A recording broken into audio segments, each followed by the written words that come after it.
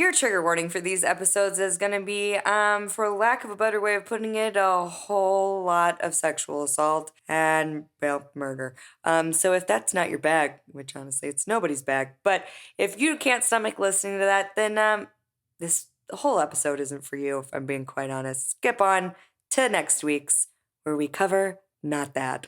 We should also say that pedophilia. Yep, pedophilia kind of mixes in there with a whole lot of sexual assault. See you guys next week. See you next week. Or we'll see you right now.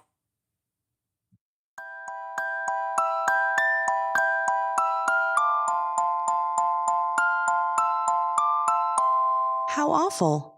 Hi. Hello. We're back. And guess what? It's awful? It's not awful. Shh, save it. Save it. It's a duel. Okay. It's a secret. It's a surprise. They don't know yet. We have some really good news to talk about later. And we do it. You've heard it here first. It's been a very special week. I celebrated my 33rd birthday. She did. And I got the best birthday present ever, which we'll talk about later. And it was all me. I did it. It's just me. It was all thanks to you. It's all thanks to me. Nobody else helped. It was hard. But I did it. So who are you? I'm Tanya Lee. Who are you? I'm B, and her eyebrows it. Oh, cute. So we have a guest. What's its name? Billy. Billy the Zit? Billy and B. Well, it's quite large and in charge. Just I'm a unicorn. Just like Moosh. Moosh is a unicorn? Mm-hmm. Oh, I didn't know that. We got his horn removed, so I think that's incorrect. Oh, that's for later. That's a story for later. That's a story for later. About, oh, man. Yeah. Well, yeah, it was my 33rd birthday, and I worked until 3 a.m., so that was fun. But we did get to celebrate on Saturday. Yeah, and she puked. Yeah, I might have been celebrating a lot of things on Saturday, November 7th, but I'm very, very excited to hear what you're going to tell me, and I'm very, very excited to tell you what I'm going to tell you about. Okay. Yes. Robo Tanya. Yes. Okay. I couldn't get through that sentence. We would like to start this episode off by apologizing to you, because the last episode we said you guys would know the results of the election. We didn't realize it was going to take that long. We're sorry for all the pain and suffering. We're sorry. I mean, to be fair, you did know by the time. Oh, yeah. You listened to the podcast, but it was fresh news. I was confused for a second because I was like, they do know. They do know now. We all know now. Yeah, we all know now. We're all it took almost a whole dang week. Yeah. It's still not really over. It ain't over till the fat lady sings. Is Trump the fat lady? Yes. Okay. Good catch. The orange fat lady. Oh, He's singing, but it's a tune nobody wants to hear. We turned his mic off. Yeah, thank God for that. What a beautiful mute button we've created. It is. Thank you, the United States of America. Well, he doesn't officially get muted till January 20th, and he's fired. Fired. Not like Izzy, though. No. Izzy gets rehired. Yeah. He's real fired. He's not going to get rehired. He's real life fired. He's real life fired. All right, well. Anywho, you had, what? I had true crime. True crime. I kind of also did. Yes. So it's going to be a crimey time. I just have to get this off my chest before you begin. I have been crabby about this since Sunday. I had on the 90s channel. I think I texted you about it. I had on a 90s channel at work, and a throwback song came on, and the lyrics to a very serious love song was, "SCHOOBIE doo wop and SCOOBY snacks. Met a flight girl and I can't relax." I mean, I think that sounds really romantic. Grown men sang into a mic as serious as they could. "Scooby doo wop and Scooby snacks. Met a fly girl and I can't relax." Oh, yeah. Is there a talking part? Yes, I think there was. It was LFO. They always had talking parts. Oh, LFO, man. Only one of them is still alive. Yeah, I was actually going to say that. And I was like, they're all dead. Are they alive? That's awful. Yeah. So I was listening to them sing seriously about Scooby snacks and then remembering they're all dead. Actually, now that you say LFO, that feels on brand. That they're all dead? No. The Scooby lyrics. Snacks. Okay. That definitely feels right. That feels right in my heart for LFO. I keep on wanting to call something about Abercrombie and Fitch. Oh, yeah. Met a girl who wears Abercrombie and Fitch. That was every girl. LFO. Well, not the goth Shit, if emo I had girls. one wish. Actually, I like. My brother was goth, and Yeah. he wore Abercrombie and Fitch. I was gonna say my first boyfriend in high school was a goth, and who he wore Abercrombie and Fitch. Abercrombie and Fitch. They wore it ironically. Yeah, I think so. I don't know. Okay, that's all. It's okay. He was a cute goth. And he got You really kept weird. kissing him, so he must have been. Yeah, and then he got weird. Oh, yeah. Some things happened. And Oh, yeah. we're not going to get into that. No. That's because it's pretty awful. That could be true crime. Something like that. Oh, anyway. do your parents know what happened? Oh, no, but they're going to ask now. They're going to ask. Nothing to me. Don't worry. I was fine. No, he was perfectly fine towards her. Yes, he was very sweet. He was actually. not so fine towards somebody else. Somebody else later in life. All right. There we go. Okay, so this story Yeah. is going to take a bit of a different trajectory than your Oh. standard true crime tellings. Okay. I wanted to switch it up a little bit since we're kind of doing two similar type of topics in one episode. Sure. So I'm going to take you to Dallas, Texas, 1982, at Southern Methodist University, where best friends Sheila Wysocki and Angela, or Angie, Samota. I might be pronouncing their names I completely promise wrong. you, they were not as close as us. No, definitely not. I don't appreciate them taking our title. But that's where these two best friends, Sheila and Angie, met. Okay, Sheila and Angie. Yes. Sheila described Angie as selfless and someone who would do anything for another person. A people pleaser to the max. Kind of like someone you know. Is it you? It's me, Tanya Lee. Okay. But I wouldn't Is it me? No, not in this sense. Oh, okay. And also not me in this sense. Oh, okay. You'll understand later. Is this gonna be turned into like single white female? They don't sound white. Are they white? I don't We know. don't know. Okay. Honestly, I know Sheila is. I don't actually know. Okay. Anyway. Racially ambiguous. Sheila and Angie. Angie might be Italian. What was the last name again? Samota. Okay, yeah. I don't know. I don't there know. wasn't much. Anyway. All right. Anyway, it's not important. And honestly, the next thing I was about to say is I don't have much background on Angie. Okay. Sadly. Okay. But I do know that she was born on September 19th. What up, Mona? Yeah. 1964, literally 3 years on the day after my mom. Sorry, Mama just outed your age. Mona, Mona. Mona, Mona. Oh, I say yeah. And she was born in Pennsylvania. And she grew up without a father. And as did Sheila, which was something that they bonded over. On the night of October 12th, 1984, Angie and two of her friends, including an architect by the name of Russell Buchanan, went into town to the State Fair of Texas. Angie's boyfriend at the time, Ben McCall, did not go with them because according to the subsequent police report, he was working in construction and had to get up early the next morning. Police report. Good. Yeah, you know that something's coming when I say Something that. good is going to happen. Something's going to happen here at this Bright future. on this night. The three friends went to the Rio Room dance club and stayed there until after midnight. According to Russell, Angie was going from table to table, talking to people, and seemed like she knew everyone. So she was very friendly. Okay. What was the song that was playing? 1984? This is important. Yeah. What was the song? Probably Michael Jackson. That's fair. Yeah. I'll accept. What happened? What's making... It's somebody, our upstairs neighbors are deciding now is a really good time to just drag their furniture around. Good. That's good. I'm not farting. Afterwards... You were farting? I'm not. Oh. It kind of sounds like that, but I'm not. That's good. I swear. Afterwards, Angie drove both of her friends home, dropping off Russell first at around 1 a.m. at his apartment on Matilda Street in Lower Greenville, which was a 5-minute walk from Angie's condo on Amesbury Drive, and then she dropped off the female friend that was with them. Are you laughing because of all the sounds? Yes. Yeah. They all sound like farts. Is it? Yes. Yes. You promise you're not farting? I'm not. It's all the Okay. upstairs neighbors. Okay, good. Or is he? Izzy, stop farting. Izzy. Is he? You're fired. Okay. You're rehired. Okay. I love you. Russell reportedly went to bed and immediately fell asleep.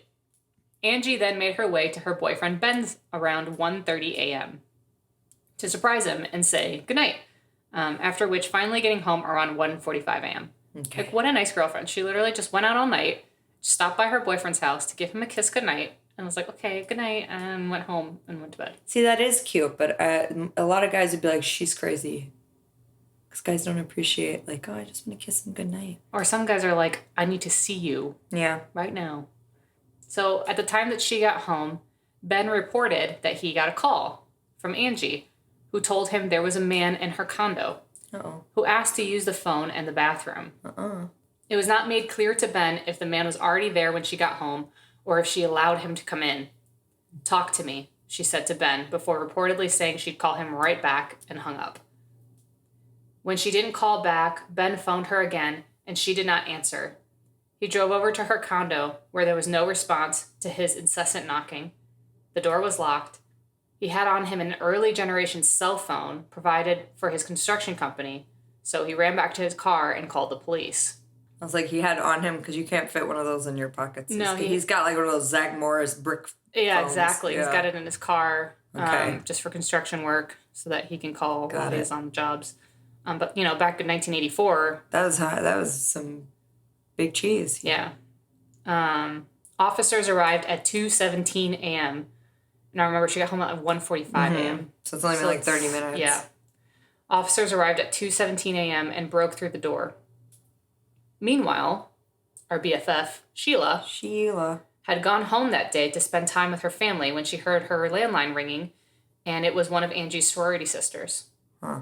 Sheila was informed that Angie had been sexually assaulted, stabbed 18 times, had several broken bones, and that there was, quote, so much blood, it looked like her heart had been ripped out.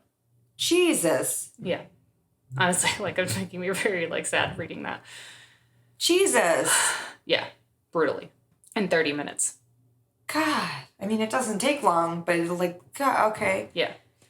Yikes. Police questioned Sheila, asking about Angie's boyfriend, Ben, any enemies she might have had, ex-boyfriends, did she know where she did her grocery shopping, did she know her schedule, just, all the questions that you just ask people in the victim's life. They couldn't figure out who had done it.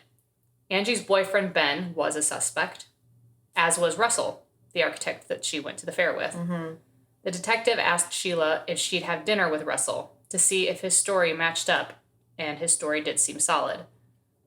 He had traveled to Houston later that weekend to visit his parents and had not heard about the murder until days later when he returned to Dallas, which is what he explained to Sheila. Even though police suspected Russell and Ben, they never obtained the evidence they needed to charge either of them with the crime. Russell ended up leaving the country to go to graduate school. No one was charged, and by the summer of 1985, the case had gone cold.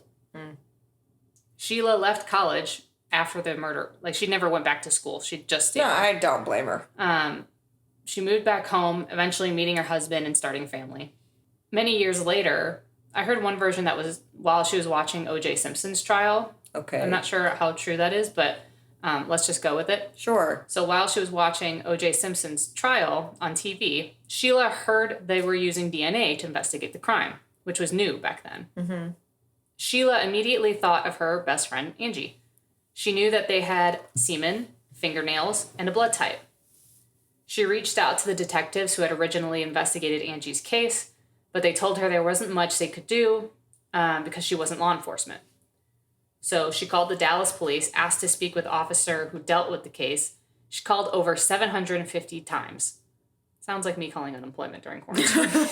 You called more like over 7,000 times, Probably. but yeah. They told her that Angie's rape kit had been lost in the Dallas floods. Oh, okay. Yeah, naturally. Cool. So she decided if she was going to be taken seriously, Sheila would go get her private investigator license. She reached out again as a private investigator, and bingo, they tasked Detective Linda Crum with reopening the case in 2006. That's the serious best friend. She takes best friending to... I expect this level, even if I die of natural causes, I want you to become a private detective. Yeah. And just really investigate it. I probably shouldn't say this on record, but I would probably become a murderer if somebody murdered you.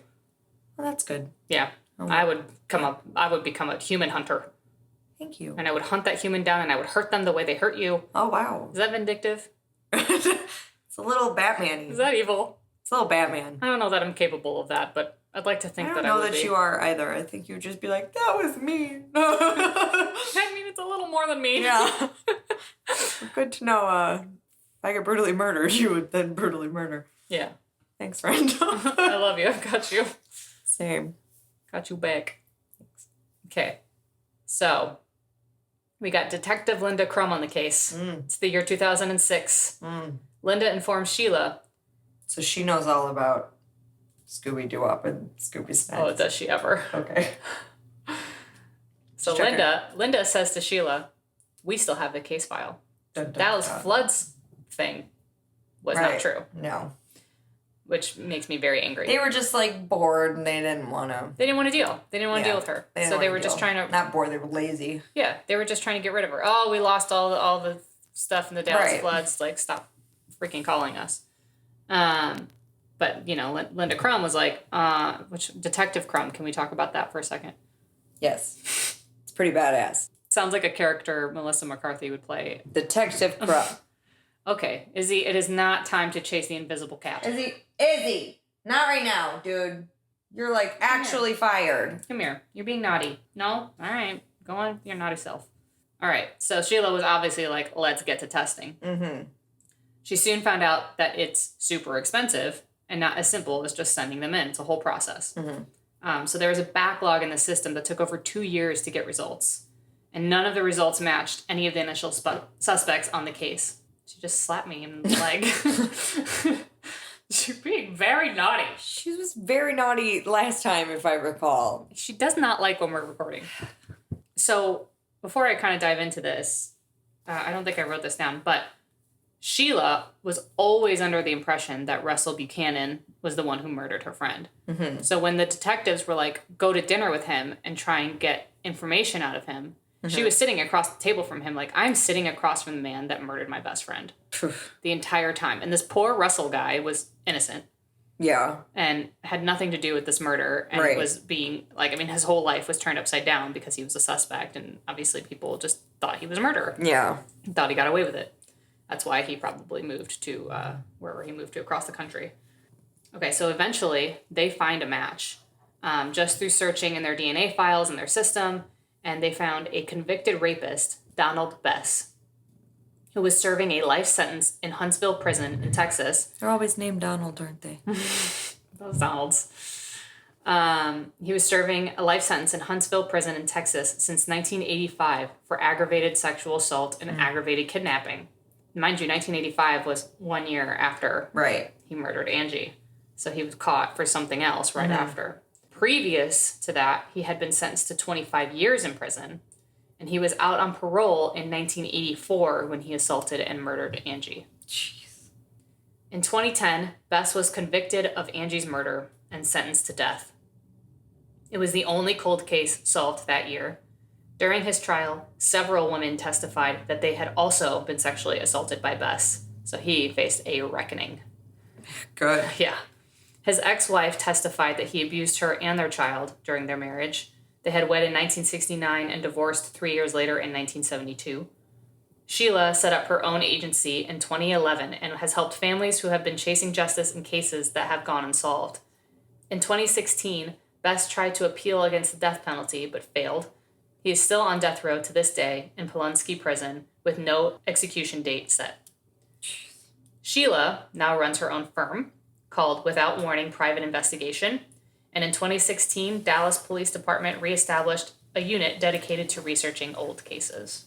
That's pretty cool. So that's the story of how a young woman's best friend solved her murder case. That's cool. Which I thought was really special and unique. Fine. I guess Sheila and Angie beat us. They're pretty dope. We haven't solved each other's murder.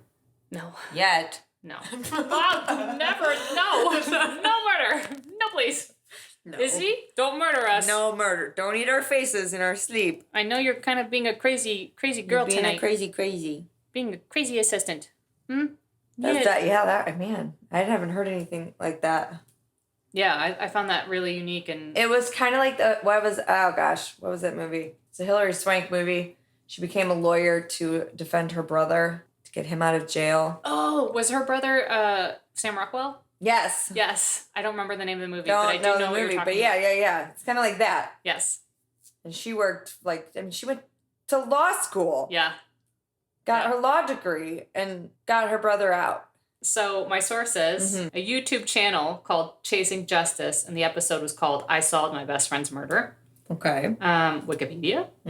Whoop. Naturally. A Washington Post article by Lindsay Beaver. BBC News story written by Sheila Wysocki herself. Very cool. I can't say her last name, and I feel very embarrassed every Show time I me try. it. It's this. Oh, jeez. It's this one. Wysocki. Wysocki. It's Wysocki. Yeah. Or Wasaki. Something like that.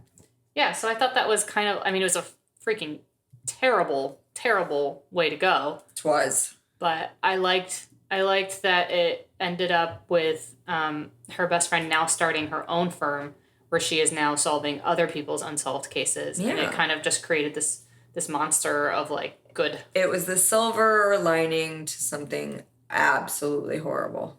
Because it sounded like Angie was a peanut. Yeah, Angie was like a total sweetheart. So very sad. I wish I could have found more information on her, but it was just all about Sheila. Right. Because that's kind of where the story has the heart. Right. Yeah. There tends to not be that much information on victims, which is a bummer. Yeah. Nature. Bummer. So it's a big fault in media. You need to work on that. Right. Just gonna go from murder to murder. Serial killers. Serial killers. From Awful Roulette. So I'm very excited. And boy, did I find a doozy. Oh, let me strap in. It's a long one. But Should I get my blankie? Let's get through it together. I love my blankie, guys. I doubt you've heard of him because I hadn't. And I like to think of myself as a bit of a serial killer aficionado. Oh, that's a trait. So anyway, I'm going to tell you about the monster of the Andes.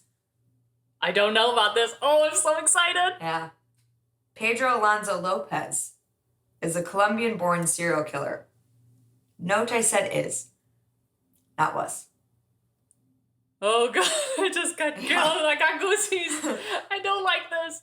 Am I going to sleep? Is Megan asleep? No. Am I? All right, are you going to sleep? Megan is probably asleep. Yes. Am I going to sleep? Are you going to sleep? I don't know. Is Megan going to sleep? The good news is he's never been in the U.S. Okay. How about that? Okay, that's great news. Yeah. So I forget. Where is the Andes? Bad at geography. I just said Colombian. Oh. Okay. So he's one of modern history's worst murderers, a serial killer of 350 children. What? That they know of. He was released from prison. Why? And set free to kill again. Anyway. Pedro Alonso Lopez served less than 1 month in jail in Ecuador for each of the young girls he murdered in 3 countries. So 350 young girls, he spent less than a month for each of them in jail. Oh my God. Yeah. He was released in 1994 on good behavior after showing no reformed behavior and no remorse. Sure. In fact, he went on record saying he will kill again and he looks forward to the day. He said this while he was in prison. They were like, good behavior. That makes me cringe so hard. Yep. I don't understand. Nope. So Pedro Lopez was the 7th child of 13. Okay. Born in squalor to a sex worker in the village of Tolima, Colombia. Okay. I'm very white. I'm sorry. Exiled from the family hovel at age 8 after his mother caught him fondling a younger sister. Oh. Gross. Pedro was picked up on the streets by a pedophile who offered food and a place to stay. Instead, the boy was taken into a deserted building and there sodomized. A trauma that apparently did lethal damage to his already twisted psyche. Homeless, terrified of strangers, Pedro slept in alleyways and empty village market stalls, drifting from town to town and living hand to mouth on the streets. In Bogota, an American family took Lopez in, providing him with free room and board, enrolling him in a day school for orphans. At age 12, Pedro ran away after stealing money from the school. His flight allegedly precipitated by a teacher's sexual advances. 6 years passed before the future monster of the Andes left another mark on public records, this time charged and sent to prison for the theft of an automobile. On his second day behind bars, 18-year-old Lopez was gang raped by 4 older inmates. Jeez. a risk run by young men in jails the world over. Instead of reporting the crime, Lopez fashioned himself a crude knife and went out for revenge, killing 3 of his assailants in the next 2 weeks. Authorities described the homicides as self-defense and tacked a token 2 years onto Pedro's standing sentence. On release from prison, Lopez started stalking young girls with a vengeance. By 1978, the killer estimated he had raped and slain at least 100 in Peru. His specialty appeared to be abducting children from Indian tribes, but the technique backfired when he was captured by a group of, I'm sorry if I butcher this, Ayachucos in northern Peru while attempting to kidnap a 9-year-old girl. Lopez was beaten by his captors, stripped, and tortured. The Ayachucos were prepared to bury him alive when a female American missionary intervened, convincing Pedro's captors that they should deliver him to the police. They begrudgingly agreed, and Lopez was deported within days. Once more at liberty, Lopez began traveling wildly through Colombia and Ecuador, selecting victims. A sudden rash of missing girls in 3 adjacent nations was chalked up to the activity of slavery or prostitution rings, but the authorities had no firm evidence, no suspects prior to 1980, when a flash flood near Abato, Ecuador, uncovered bodies of 4 vanished children. Oh my God. Yeah. Just a flood, just washing up kids' bodies, normal stuff. Yuck. Days later, Carvina Poveda observed Lopez leaving the Plaza Rosa marketplace with her 12-year-old daughter, Maria. Oh, no. Summoning help, she pursued him, and Lopez was captured by townspeople, held for police who began to suspect that they might have a madman in custody. Oh, yeah. Yeah, just a little bit. In the face of Pedro's continuing silence, police tried a different stratagem. They dressed a priest as a prisoner and placed him in a cell with Lopez, leaving him to win the suspect's confidence, swapping stories of real or imagined crimes late into the evening. At length, when the priest had heard enough, Lopez was confronted with the evidence of his own admissions, and he broke down, making a full confession. According to Pedro's best estimate, he had murdered at least 110 girls in Ecuador, perhaps 100 in Colombia, and many more than 100 in Peru. Jesus Christ. Quote, I like the girls in Ecuador. No. They are more gentle and trusting. No. More innocent. No. They are not as suspicious of strangers as Colombian girls. I lost my innocence at age 8, so I decided to do the same to as many girls as I could. Oh. End quote. Trolling village markets were selected targets with a, quote, certain look of innocence, end quote. Lopez first raped his victims, then stared into their eyes as he strangled them, deriving sadistic pleasure from watching them die. He hunted by daylight, so darkness could not hide their death throes. Lopez allegedly sought out one victim immediately after another, his bloodlust becoming insatiable over time. Clearly. Yeah, just a little bit. God, that's so many people. I know.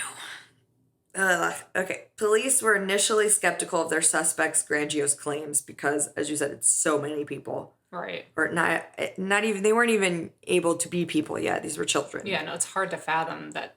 Yeah, I think the oldest was like 13. So they hadn't even grown to be people yet. Yeah. But doubts evaporated after Lopez led detectives to 53 graves in the vicinity of Abato, standing by in irons as they unearthed the remains of girls aged 8 to 12. At 28 other sites, searchers came up empty in the wake of raids by predatory animals, but the police were now convinced. Originally charged with 53 murders, Lopez saw the ante boosted to 110 as a result of his detailed confessions. As Major Victor Lescano, director of the Abato prison, explained, quote, if someone confesses to 53 you find and hundreds more you don't, you tend to believe what he says, end quote. Lescano also told reporters in response to questions that, quote, I think his estimate of 300 is very low, because in the beginning he cooperated with us and took us each day to 3 or 4 hidden corpses, but then he tired, changed his mind, and stopped helping, end quote. The change of heart occurred too late to let the monster of the Andes off the hook. Convicted of murder in Ecuador, Lopez was sentenced to life imprisonment, a penalty that normally amounts to 16 years. What? That's life in Ecuador. 16 years. No wonder. Yep. The following is directly from a rare interview between the serial killer and journalist Ron Latner from 1992 before Pedro's release. So this is all from Ron's article. Meeting the world's most modern serial killer required preparation. Pedro Alonso Lopez was held in the center of an otherwise abandoned section of Abato prison on top of a mountain far from other prisoners for their safety and his. There was an unofficial reward, believed raised by the families of his victims, of $25,000 US for any guard or prisoner who killed him. I was searched for weapons as I went through 3 levels of security. Taking off my shoes, I tiptoed down the corridor and peeked over the edge of the small barred window into his cell. The monster of the Andes, as he was known, was on the floor, sitting against a wall, huge hands flexing. On the wall behind him were faded clippings of his mass murder trial. I sat on the other side of the corridor, turned on my flash, and pre-focused my camera on the barred window. Somewhere down the corridor behind me, a guard made a hissing sound. The guards liked to torment the serial killer who feared they would kill him. The monster stirred. He growled and ran at the window, grabbing the bars and snarling. That's when I captured the picture showing his rage and powerful killer hands. Obviously, this will be posted. Oh, God. The next day, I returned with the warden, while guards with cocked pistols watched through the little window and from the larger entrance to his cell in which he had been kept for 12 years in solitary confinement. I stepped into the cell. From outside the bars, the prison director, Victor Lascano, introduced me, and I foolishly and innocently held out my hand for the monster to shake. He was surprised. Probably no one had ever touched him since he was locked away in 1980 following a 3-year killing rampage. He stared into my eyes, then gripped my hand and began squeezing. Oh, no. His enormous hand, which had exerted so much pressure on young girls' necks that many had their eyes popped out by the pressure, Oh, my God. now turned its power on me. My hand went numb. If I'd been wearing a ring, my fingers would have been broken. Instead, the ends of my fingers began to swell up like tiny red balloons gorged with blood. I was about to scream out when the monster suddenly stopped and smiled. That's when he decided to grant me the one and only interview he ever made.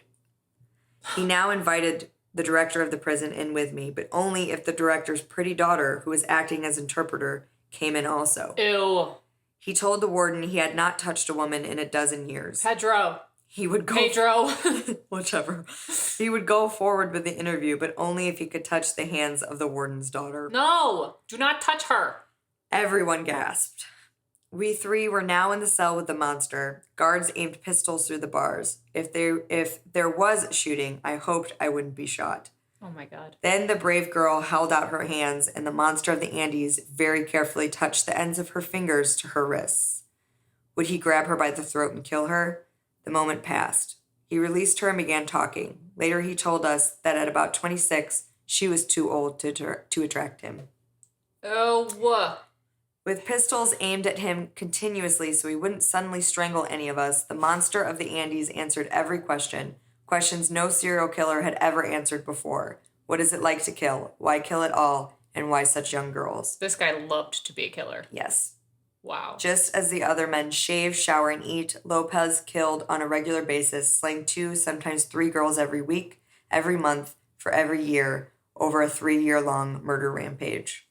Locked within his cell, watched by nervous guards holding cocked pistols, the mass murderer told me, quote, I am the man of the century. No one will ever forget me, end quote. Does that sound like somebody? Very familiar. Yeah. Lopez killed his young girl victims by luring them away from marketplaces with the promise of giving them trinkets such as hand mirrors. He took them to secret hideaways where he had prepared graves. Sometimes there were bodies of earlier victims lying in the shallow pits. Lopez lulled the innocents by holding them in his arms like a loving parent before raping them at sunrise. Oh, my God. He explained, quote, at the first sight of light, I would get excited. I forced the girls into sex and put my hands around her throat. When the sun rose, I would strangle her. It was only good if I could see her eyes. I never killed anyone at night. It would have been wasted in the dark. I had to watch them by daylight. He said it took the girls 5 to 15 minutes to die. I was very considerate. I would spend a long time with them making sure they were dead. I would use a mirror to check whether they were still breathing. Oh, my God. Lopez slit the girls' wrists or throats to see if blood was still pumping. If they had somehow survived, he finished them off. Oh, no. Quote, sometimes I had to kill them all over again. They never screamed because they didn't expect anything would happen. They were so innocent. He explained how he snared his victims. Quote, I walked among the markets searching for a girl with a certain look on her face. A look of innocence and beauty. She would be a good girl, always working with her mother. I followed them, sometimes for 2 or 3 days, waiting for the moment when she was left alone. I would give her a pretty shining trinket, then get her to leave with me for the edge of town where I had promised to give her another trinket for her mother. The killer also revealed he wanted to rape and kill the children of visiting tourists. Quote, I often followed tourist families, wanting to take their beautiful blonde daughters, but I never got the chance. Their parents were too watchful. Lopez acted out gruesome parties with his dead victims, propping them up in their graves and talking to them. No, oh my God. He told me and the shocked interpreter, quote, my little friends like to have company. I often put 3 or 4 girls in a single hole and talked to them. It was like having a party. But after a while, because they couldn't move, I got bored and went out looking for new girls. No, I really hate his guts. I want to find him. Yeah. He explained why he only chose very young girls. Quote, it's like eating chicken. Why eat old chicken when you can have young chicken? Izzy, you're staying home. You're never going outside again. She hasn't gone outside in 13 years. I think she's okay with it. The monster's crime came to light in 1979 when a river overflowed near the town of Abato in Ecuador and the bodies of 4 girls were washed up on the banks. 3 had been strangled with such ferocity that their eyes had popped out of their sockets. The 4th child's eyes were still in her head, frozen open in horror.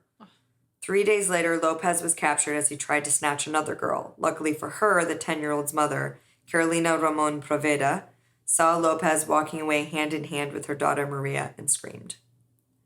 An angry mob of market workers pounced on the stranger, holding him down until police arrived. He had been captured once before, revealed Lopez. Quote, Indians in Peru had me tied up and buried in sand to my neck when they found what I had been doing to their daughters. They had placed syrup on me and were going to let me be eaten by ants. But an American missionary lady came by in her Jeep and promised that she would turn me over to the police. They left me tied up in the back of her Jeep and she drove away. But she released me at the border of Colombia and let me go. I didn't hurt her because she was too old to attract me. Oh my God. He didn't hurt her because she was too old, not because she helped him. But he wasn't able to get away from the police in Ecuador. To find out whether Lopez had murdered the riverbank children, police placed undercover detective Pastor Gonzalez in his cell. Detective Gonzalez said, for 27 days I hardly slept, afraid I'd be strangled in my bed. I kept a towel wrapped around my throat, but I tricked Lopez into confessing by pretending I was a rapist too. He boasted to me of murder after murder in Ecuador, Colombia, and Peru. It was beyond my wildest nightmares. He told me everything. Lopez took shocked police to the graves of 53 of his victims, then refused to help further. 2 months later, in 1980, he pleaded guilty to 110 charges of murder. Police said the killer could have been charged with a total of 350 murders of missing girls, but additional trials in Colombia and Peru would have been too complex and costly. Oh my God. Lopez was already a convicted murderer before he started preying on girls. He had slit the throats of 3 men who had raped him as an 18-year-old in a Colombian jail where he was serving time for car theft. Lopez said he knew from the age of 8 that he was going to be a killer. He explained, I was the seventh son of 13 children of a prostitute in Tolima, Colombia. All the children slept on a big bed behind a drawn curtain while our mother did her business with men.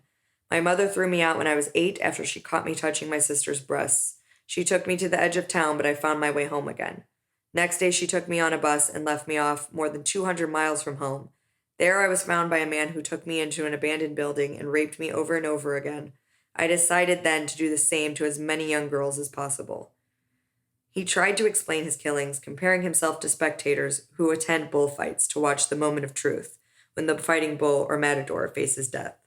Said the monster of the Andes, there is a wonderful moment, a divine moment when I have my hands around a young girl's throat. I look into her eyes and see a certain light, a spark, suddenly go out. Only those who kill know what I mean. The moment of death is enthralling and exciting. Someday, when I am released, I will feel that moment again. I will be happy to kill again. It is my mission. That night, I went to my hotel room shaken, knowing I had just met the devil inside a man. Yeah, I would say so. That's the monster of the Andes. That is the most horrifying human being I've ever heard of. Yeah, he's pretty messed up. I don't know why I was so excited to hear the story. I don't know. I take it all back. Was he worse than the Vampire of Sacramento? By sheer number, yes. Yeah, I mean, if we're going to compare and contrast. I mean, corpse parties compared to... Yeah. I mean, he was... blending babies. Yeah. Yeah. Extremely psychotic. Yeah. And enjoyed it. Yeah. I mean, they both... my sources were Murderpedia, which is my new favorite place, and Monster of the Andes to Soon Go Free by Ron Leitner. So after he gave that interview, he was released 2 years later. Less than 2 years later. And they put him in a secure van and drove him to a safe spot because they knew that all of these families wanted to murder him. So they drove him to a safe spot, let him out in the middle of the night. It was just like, bye. Just let the families murder him. But the thing is, he's never been found. He's never been heard of, and there hasn't been any other missing children. Maybe he just died. So they think a family did find him, and he got what was coming to him, and that he's dead. God, I hope so. Yeah. You know what I can never wrap my head around? What? Is, when you hear families forgiving murderers of, their children or their family members or whatever.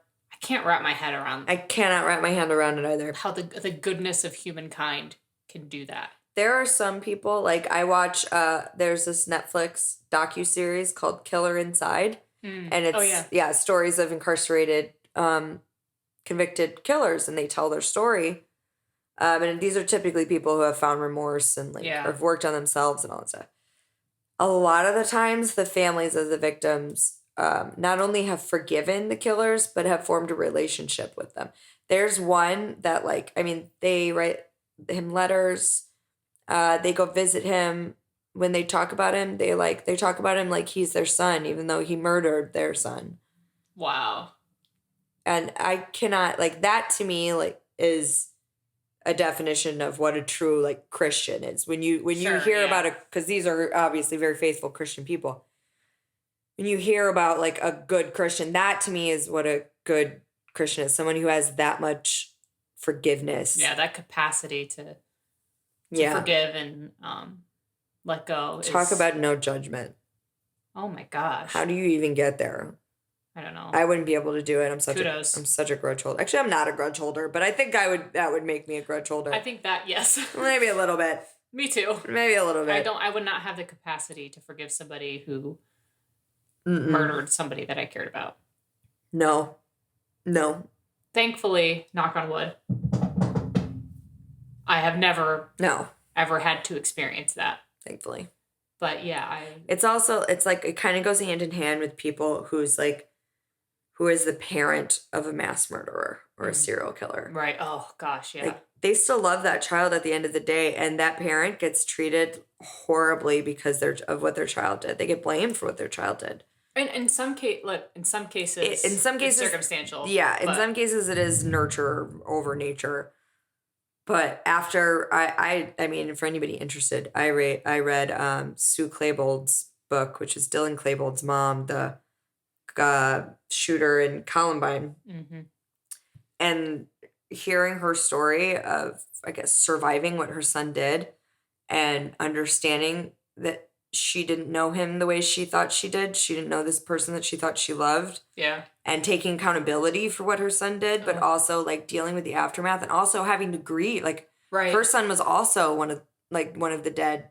He was a victim of his own crime. Yeah. And while nobody looks at Dylan Klebold as a victim because he ripped children away from their parents for no reason, and he was definitely horrible. You can't look at his parents and be like, you're not allowed to grieve your child even though he was a monster. Oh, yeah. And he was still their child at the end of the day. And it's such an interesting book to read and to see it through her perspective. Her going through all the stages of grief when her child was this horrible person. Yeah, and it's not even grief in a way that we could even understand it or recognize it. No.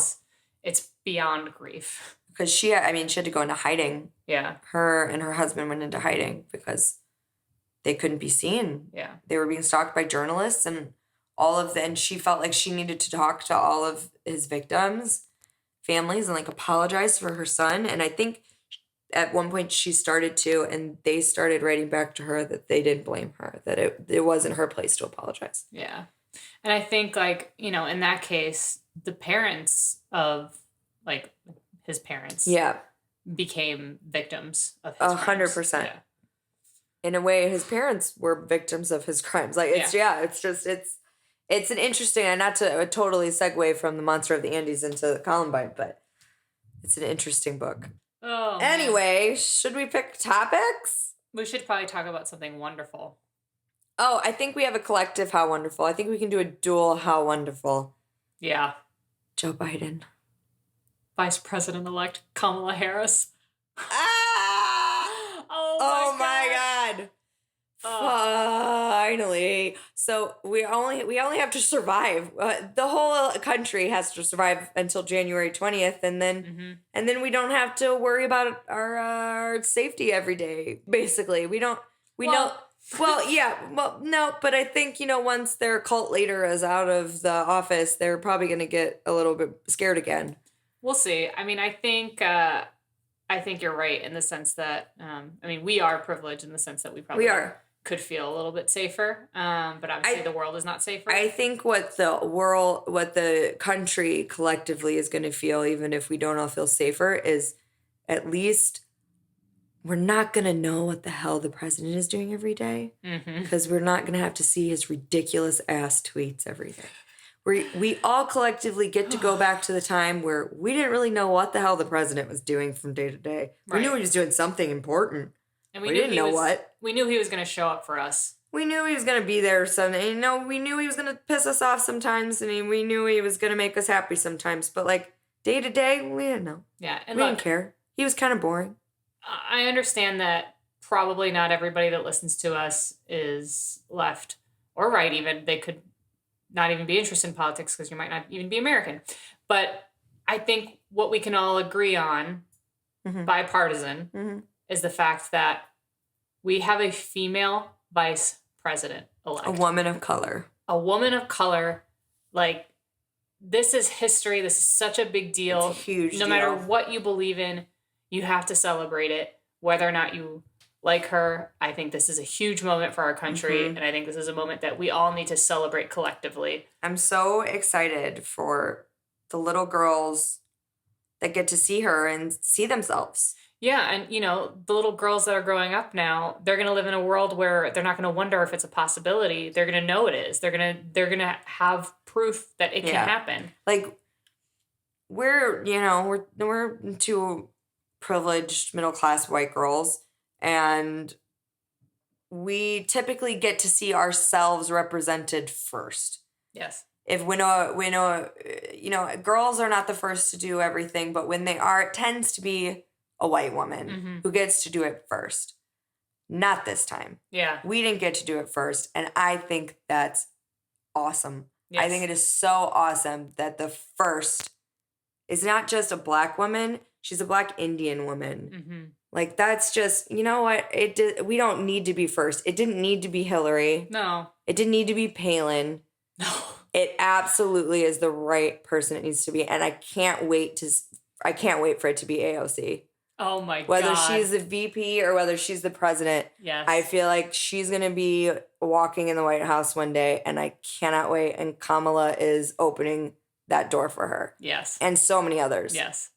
It's such a big day. Well, it was such a big day. So, when we were referencing Saturday, Saturday was the day that they announced Joe Biden was president-elect and Kamala Harris was vice president-elect. And B was sadly at work, but I had the day off. And so I was out, sadly. I was like, all right, I got to run some errands. But while I'm out here, I'm going to appreciate what is happening in the streets. And there were people, no joke, dancing in the streets, holding each other. Well, I'm assuming the people that knew each other were holding each other, but masks on, celebrating, kindness winning. And I was crying in my car because I have never seen... You didn't see that kind 4 years ago. You didn't... I've just never seen it happened when Obama was elected. We were 19 and too scared to join it. But we were lucky and privileged enough to be in an apartment building across the street from Grant Park where Obama gave his acceptance speech. And we got to open our balcony door and we could hear the crowd in Grant Park from our balcony. Yeah. And we were listening to all the horns and all the shouting. And Chicago is a predominantly Black city. And to hear their collective sigh of relief. Yeah. Amazing. I mean, that's how it felt, just driving down. And I mean, look, Joe Biden is not everybody's He's president. not perfect and we're going to hold him accountable. Yeah. But I'm not saying that, he's our Lord and Savior. But what I want to say is that he ushered in a day of pure joy that I have not seen in a very long time. And it was so refreshing, especially after everything the entire world has gone through this year. But particularly, people of color, particularly the LGBT plus community, just especially passing through West Hollywood and seeing people just be happy. Did you know that Biden is the first president-elect to ever say the word transgender in his acceptance speech? Yes. Obama was the first one to say gay. Yes. But Biden was the first to acknowledge transgender. In a positive way. Acknowledging their struggle, acknowledging that he is going to do better for them. Yeah. Huge deal. And look. And this guy's not a young guy. No, Biden might not be the perfect candidate to a lot of people, but here's the truth. When people see a Biden sign, they don't see death. They don't see a sign of somebody that hates them. They don't see a sign of somebody that was working against them and encouraging inequality against them. They don't see hatred when they see his name. At worst, they see, oh, my taxes. Yeah, and I think it's... But when people see Trump, to them, it has been the equivalent of seeing a swastika. Right. It is seeing, I hate you, I'm against you, and my money and my personal gain matters more to me than your life. Yeah. And it's good to have a president that doesn't feel that way, that doesn't feel like their personal gain and their money matters more than human life and human suffering. Right, at the very least. No, I totally agree with that. And I think... we're getting real. Yeah, and I think it's just a huge moment in history. As obviously, the whole world celebrated this moment. I know. That says, I think this is I'm assuming this is the first time other countries were having parades, setting off fireworks, dancing in the street, because our president was voted out. Like, that's insane to me that he has caused such mass suffering. Yeah. That it's felt globally. Yeah. That's embarrassing. Yeah. So it's such a different feeling. The world feels different. And another thing to point out about President-elect Mr. Joe Biden. Let's just call him Prezi. President Biden. Let's just get him. Is that felt good. Didn't it? Is the fact that he doesn't care if you voted for Trump. No. He will fight for you no matter what. And that I appreciate, because that's what the president of the United States should say. Yeah. Not what we've been hearing for the past 4 years, where I personally, and I know you personally, have felt rejected by our president. And I'm sure there are millions. And we're privileged. So I can't imagine how everybody, how people of color feel, how... You mean how the majority of the United States feels right now? The majority of the United States. Yes. So anyway, wonderful news. That's wonderful news, guys. The next 4 years, they're not going to be perfect, and he's not going to be able to fix it. I think I am not going to get the quote right, but Obama had a quote after his first term where he was like, everybody's mad at me because I haven't fixed everything that Bush broke. Yeah. But it's like the Republicans drove the car into the ditch, and I'm trying to dig it out of the ditch while they stand on the street with their Slurpees, not lending a hand and going, why haven't you got it out of the ditch yet? Right. It's going to take some time. Yeah, and I think it's just it's the right step. And the GOP is not going to do anything to help him. They're going to block him as much as they can, especially if Mitch McConnell is still Senate majority. They're going to block as much as they can. It's going to be an uphill battle for him. But I think if anybody's capable of doing it, it's a lifelong politician. Yeah, who blends party lines. I think he'll be able to talk to the Republicans. I think he'll be able to talk to the Democrats. He'll be able to meet everybody in the middle. I mean, such a great first lady now, too. Oh, my God, yes. Let's an educator, Dr. Jill Biden. Dr. Jill Biden. Yes. Awesome. And, before we move on, I think it's really, really important that we do take a second to acknowledge the fact that the majority that voted for him was not white people. Not white people. It was people of color. Predominantly the Black community. Predominantly the Black Native, female community. Yes. You guys showed up. Yes. You waited in lines. You risked your lives. You did that. So, I mean, obviously, they don't owe us anything. No, we owe them everything. Yeah. We owe them a lot of work. I just think it's important that we at least acknowledge that vocally and we say that out loud. And white women, do better, man. We got to do better. Why do you hate yourselves? Why do you hate your daughters that much? Do better. Yeah. It's sad. Anyway, if you voted for Biden, good for you. If you waited in those crazy poll lines, good for you. If you voted for Trump, not good for you. I hope someone poops in your turkey. We got a lot to talk about. We do have a lot to talk about. Anyway, we're going to pick our titles, topics. All right. Next week. Oh no. We fell into the abyss. Oh, you got it? Okay. I got it. It's okay. Go ahead. All right. Next week on the How Awful podcast. Yeah. Tanya Lee. Exorcisms and demon possessions.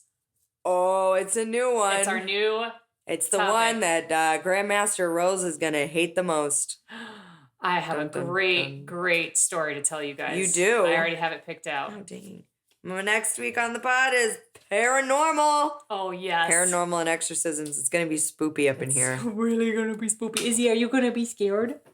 Don't be scared. No, she won't be scared. She's brave. You're a brave girl. All right. Yes. Strong. All right. So that's that. That's what's going to happen. Sure is.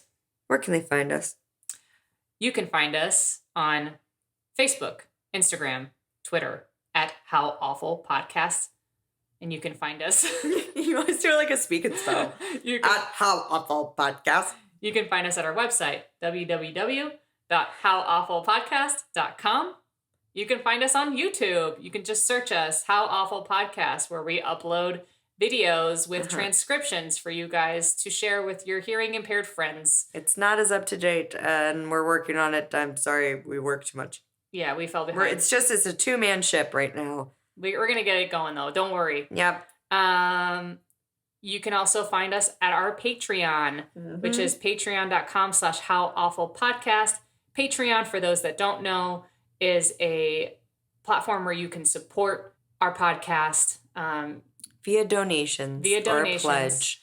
And what that means is, as somebody who pledges as a patron, you will get access to patron-only things like our blog. We're going to do some video episodes, and there's also some special... Maybe we'll sing the Orlando Bloom song. You don't know. Yeah, we've been promising that. You don't know. You never know. You don't know. There's plenty of fun things that are going to be happening on the Patreon. So come join us. Come join the fun.